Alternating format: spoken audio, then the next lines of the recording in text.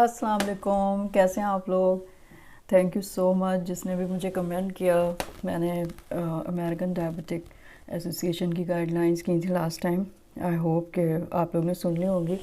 अच्छा, इससे पहले हम MCQ 71 कर चुके थे, तो आज MCQ 72 देख लेते हैं। ये मैंने new England journal of medicine से लिया है और ये है जनवरी 12, 2024, यानी कि बस पिछले महीने का है। ठीक है, तो इसमें उन्होंने पूछा है कि a 68-year-old woman with heart failure, chronic kidney disease and hypertension is admitted to the intensive care unit with respiratory failure.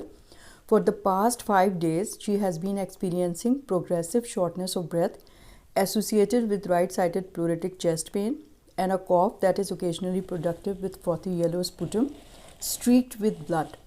Today, her family brought her to the emergency department where she was noted to be markedly dyspneic with a respiratory rate of 30 breaths per minute and an oxygen saturation of 81% while breathing ambient air. She was intubated immediately and admitted to the medical intensive care unit. On examination, she is sedated but opens her eyes to vigorous tactile stimulus. Her temperature is 38.3 degrees centigrade. Her jugular venous pulse is not visible. There are coarse crackles in both lung fields without murmurs or gallops. There is no peripheral edema. The rest of the examination is normal.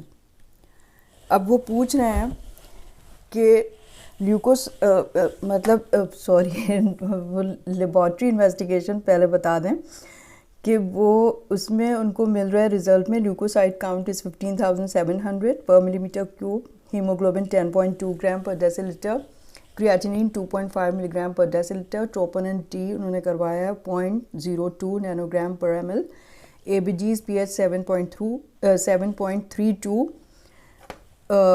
PO2 is 70 millimeter of mercury, PCO2 is 30 millimeter of mercury. अब इससे पहले कि वो सवाल पूछें, एक दफ़ा फिर हम रिपीट कर लेते हैं कि क्या 68-year-old वुमन है और हार्ट फेलियर उसका नोन है, क्रॉनिक किडनी डिजीज़ है उसको, हाइपरटेंशन। अब उसको क्या हुआ है कि 5 दिन से उसको प्रोग्रेसिव डिस्निया हो रहा था, राइट साइडेड प्लूरिटिक चेस्ट पेन हो रहा था और कॉफ थी जो येलो स्पूटम और कभी कभार स्ट्रीक विद ब्लड था। और फिर वो इमरजेंसी डिपार्टमेंट में आई। रेस्पिरेटरी रेट उसका बढ़ा हुआ है, देखें 30 ब्रेथ्स पर मिनट, 81 ऑक्सीजन सैचुरेशन कम हुई हुई है और फ़ौरन उसको यानी कि एक्यूट रेस्पिरेटरी फेलियर में वो आई है, तो उसको जो है इंट्यूबेट कर दिया और इंटेंसिव ICU में एडमिट कर दिया। ठीक है, एग्जामिनेशन में सिडेटेड है लेकिन टेक्टाइल स्टिमुलस में अपनी आंखें खोल रही है। टेम्परेचर उसका बहुत बढ़ा हुआ है और जुगुलर वीनस पल्स उसकी नॉट विजिबल यानी कि बढ़ा हुआ नहीं है JVP। They are coarse crackles and both lung field में कोई मरमर नहीं है, कोई गैलप नहीं है और कोई पेरिफेरल एडिमा भी नहीं है। ठीक है, और बाकी एग्जामिनेशन नॉर्मल है। ल्यूकोसाइट काउंट उसकी बड़ी भी है 15,700, हीमोग्लोबिन 10 है, क्रिएटिनिन 2.5 है, ट्रोपोनिन टी नॉर्मल है, ABGs आप देखें एसिडोसिस हुआ उधर रेस्पिरेटरी और एसिडोसिस हुआ हुआ उसको। ठीक है, और क्या हो रहा है उसको कि एक्यूट रेस्पिरेटरी फेलियर में है वो। क्वेश्चन उन्होंने पूछा है which is the most useful diagnostic test in the evaluation and management of this patients acute respiratory failure. मतलब कौन सा सबसे ज़्यादा यूजफुल डायग्नोस्टिक टेस्ट होगा इस वक्त। पहला ऑप्शन है वेंटिलेशन परफ्यूजन स्कैन, दूसरा है सी रिएक्टिव प्रोटीन, सी है पल्मोनरी आर्टरी कैथेटराइजेशन, डी है ब्रेन नाट्रियूरेटिक पेप्टाइड लेवल यानी कि BNP, ई है लोअर रेस्पिरेटरी ट्रैक्ट कल्चर। अब वेंटिलेशन परफ्यूजन स्कैन तो आप उस वक्त कराते हैं जब जो है आपको पल्मोनरी एम्बोलिज्म का खदशा हो। ठीक है, अब ये पेशेंट पहले से मतलब इसको जो भी इसकी कोमॉर्बिड्स हैं, हार्ट फेलियर है, क्रॉनिक किडनी डिजीज़ है, हाइपरटेंशन है, अब 5 दिन की वो हिस्ट्री यानी कि एक्यूट ऑनसेट ऑफ ये न्यू इलनेस हुई है उसको, जिसमें उसको बुखार हो गया है और प्रोग्रेसिव डिस्निया हो रहा है और जो है वो चेस्ट एक्सरे में मेरे ख्याल है ओपेसिटीज़ उन्होंने दिखाई हैं। एक मिनट,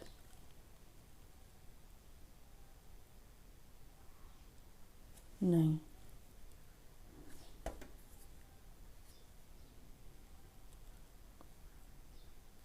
ठीक है, इन्होंने अच्छा ये नहीं बताया, ओके। तो लेबॉर्ट्री टेस्टिंग में जैसे इन्होंने 15,000 वो बढ़ी हुई है आपकी, तो आप पल्मोनरी एम्बोलिज्म अगर होता है ना, वो ज़्यादा सस्पेक्टेड उन केसेस में होता है जिसमें ये सब चीज़ें तो आपको नहीं मिल रही होंगी, फीवर नहीं मिल रहा होगा, कॉफ, स्पूटम, ये सब नहीं मिल रहा होगा, ठीक है। और अगर तो वो लेस लाइकली लग रहा है बनिस्बत इसके कि इस पेशेंट में जो डायग्नोसिस बन रही है, आप भी समझ गए होंगे कि प्लूरेटिक चेस्ट पेन हो रहा है, राइट साइडेड, प्रोडक्टिव स्पूटम है, स्ट्रीक्ड विद ब्लड है, और एक्यूट ऑनसेट ऑफ फीवर उसको हुआ है, अब एकदम से रेस्पिरेटरी फेलियर हो गया है, तो ये ज़्यादा नमूनिया के ऊपर जा रहा है ना, नमूनिया उसकी डायग्नोसिस ज़्यादा लग रही है। और फिर आप चेस्ट एक्सरे करा के देखेंगे, उसमें ओपेसिटीज़ होंगी।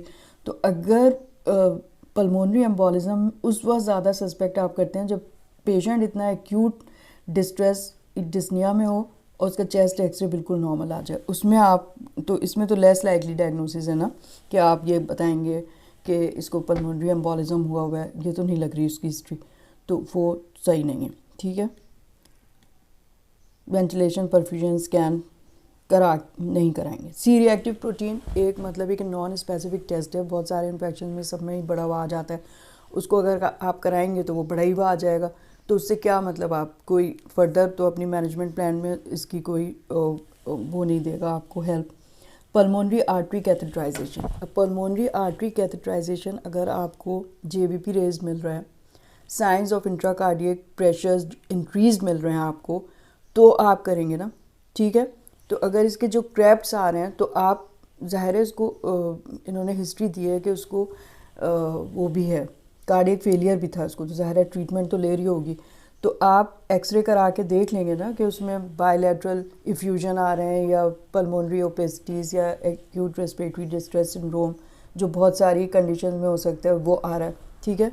तो pulmonary artery catheterization acute respiratory failure में तो कराने की मतलब ये कि कोई इंडिकेशन नहीं मिल रही है कि उसमें जेवीपी इसमें नहीं बढ़ा हुआ है, और ऐसा कुछ नहीं लग रहा कि उसको इस वक्त कार्डियक फेलियर में वो हो, पेरिफेरल एडिमा भी नहीं है उसको। ब्रेन नाट्रियूरेटिक पेप्टाइड लेवल, अब ब्रेन नाट्रियूरेटिक पेप्टाइड लेवल जो है कार्डियक फेलियर में इंक्रीज़ हो जाते हैं, ठीक है।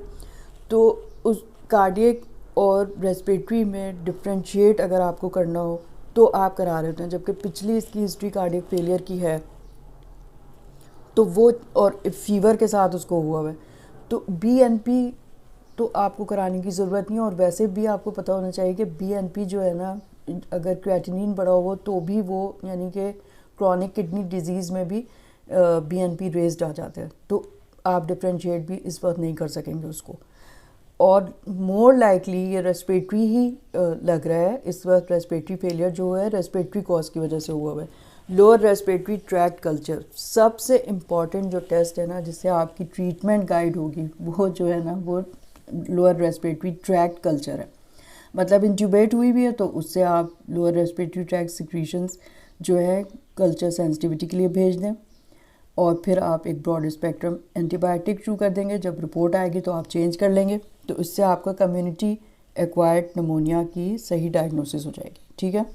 तो हमेशा जो है ना वो आपको हिस्ट्री के ऊपर ये बेस करना चाहिए आपका, जो भी आप कर रहे हैं ना। अब ज़ाहिरी बात है हमारे पास जो पेशेंट एडमिट हो रहे होते हैं आईसीयू में, अब कितनी उनकी मतलब कॉम्प्लिकेटेड हिस्ट्रीज़ होती हैं, लेकिन उस वक्त एक्यूट इलनेस क्या हुई है उसके ऊपर आप गौर करें ना, ठीक है। तो चेस्ट पेन, प्लूरिटिक चेस्ट पेन, इसको राइट साइडेड हो रहा था, तो हो सकता है कि भाई उसको जो है इन्फेक्शन या वो हो रहा हो, तो फिर आपने ट्रॉप आई भी करा लिया, वो भी नेगेटिव है, सही है। तो इस वक्त ज़्यादा जो डायग्नोसिस है वो कम्युनिटी एक्वायर्ड नमोनिया की बन रही है, जिसकी वजह से उसका रेस्पिरेटरी फेलियर हो गया है। और अगर आप चेस्ट एक्सरे करवाएंगे तो उसमें ओपेसिटीज़ आ जाएंगे, और मल्टीपल भी अगर आ रही हैं एक्यूट रेस्पिरेटरी डिस्ट्रेस सिंड्रोम में हो जाती हैं वो, अगर नमूनिया के बाद भी वो हुआ है तो, ठीक है। बहुत सारी कॉजेज़ होती हैं उसकी। तो सबसे यूज़फुल टेस्ट जो है वो लोअर रेस्पिरेटरी ट्रैक्ट कल्चर है, उसमें भी उन्होंने यही बताया है, यानी की लर्निंग पॉइंट उन्होंने दिया हुआ है कि ना patient presenting with community with acute hypoxemic respiratory failure requiring ventilation, who is found to have fever, leukocytosis, multifocal pulmonary opasities on chest radiograph, The most useful diagnostic test is lower respiratory tract sampling for gram stain and culture to evaluate the cause of suspected pneumonia and to guide appropriate therapy. ठीक है, तो इससे आपकी guide होगी ना therapy, ventilation, perfusion scan, C reactive protein और BNP, इससे तो आपका कुछ भी जो है आपको गाइड नहीं होंगे किसी भी उससे। और मतलब आप इस तरह से ना एक्सक्लूड करके जो सबसे इम्पॉर्टेंट है, भले आप कराएं लेकिन सबसे इम्पॉर्टेंट जो है वो ये है इस वक्त। ठीक है, तो ज़रूर जो है ना मुझे आप कमेंट कीजिएगा कि आपको ये MCQs कैसे लग रहे हैं, क्योंकि बहुत ही कम लोग अब मुझे लिखने लगे हैं, कोई एक आधी मुझे कमेंट आता है। ठीक है, तो प्लीज़ लेट मी नो। और दूसरे, अगर आपको कोई भी टॉपिक पे है कि मैं उस पर आपका ले लूँ कोई डिस्कशन, तो प्लीज़ आप मुझे ज़रूर कमेंट में बता दीजिए। Okay, thank you so much. खुदा हाफिज़, खुदा हाफिज़।